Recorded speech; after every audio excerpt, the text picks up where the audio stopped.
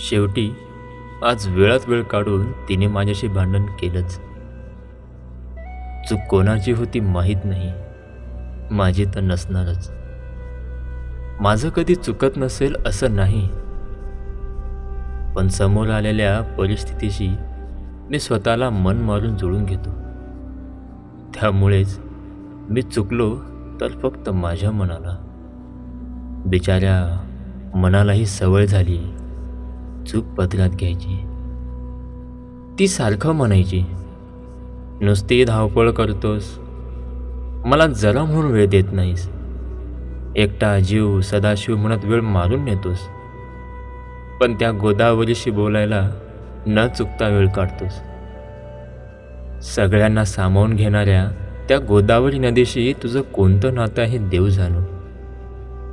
गावागावांच्या सगळ्या बोलीभाषा शिकतोस, पण माझ्या मनाची भाषा समजून न घेण्याची चूक तू पुन्हा पुन्हा करतोस. ओस पडलेल्या माणुसकीत प्रेमाने बीज अंकुरतोस, पण ओसाड होऊन द्वाड झालेल्या माझ्या मनाला अगदीच नाकारतोस.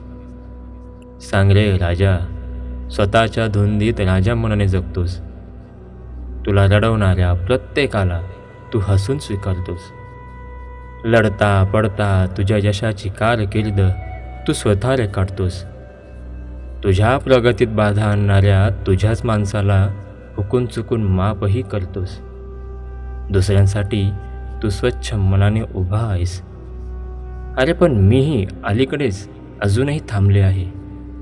विवंचनेची माती झटकून जरा माझ्याकडे वळून बघ. तुझी धडपड बघताना माझी झालेली लाचारी बघ. भूतकाळातल्या वाईट आठवणींना पुसून वर्तमानात निर्माण झालेल्या तुझ्या या नवचैतन्याला जरा निरखून बघ. मी आता पुन्हा विचारते, जर मी थांबले तर तूही थांबशील आणि कमावलेलं सारं साहित्य मातीमोल करशील. म्हणून म्हणते, राजा जरा थांब, बोल माझ्याशी, थोडा तरी माझा विचार कर. स्वतःकडे बघ पुन्हा. सहस्त्रदान करूनही लाचार न होणारा तू माझ्या विद्रोहापुढे नक्कीच पडशील. ती फक्त माझ्यावर राग करत राहिली आणि माझ्या बुद्धिपटलातील अश्वारूढ विचारांपुढे मला तिचा पुन्हा विसर पडला. माझ्याशी ती वेळ भांडत होती.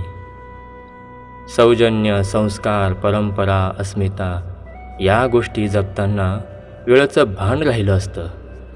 किंबहुना वेळेची किंमत जपली असती तर आज तिला एवढा आक्रोश करावा लागला नसता. तिचं बिलकुल चुकत नाही आणि माझंही चुकत नसणारच. तिचं चुकत नाही कारण ती अखंड या शब्दाची अधिनायक आहे.